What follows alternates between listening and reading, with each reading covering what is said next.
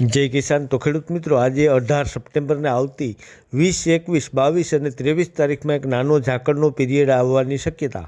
હાલમાં તાપમાન પણ નોર્મલ દેખાય, જે સપ્ટેમ્બરના છેલ્લા અઠવાડિયામાં હોય તે પ્રમાણે જ છે ને. દિવસનું તાપમાન ખાસ તો 31 ડિગ્રી, રાતે અને વહેલી સવારે અનેરો ઠંડીનો એક અહેસાસ થાય.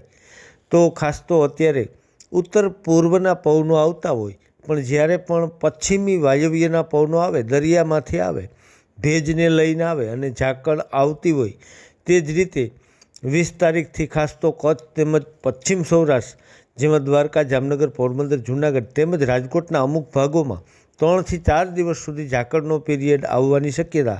તેની હિસાબે વાતાવરણ પણ બપોરે ઊંચું જઈ શકે. તેમજ બંગાળની ખાડીમાં એક હલચલ જોવા મળે છે.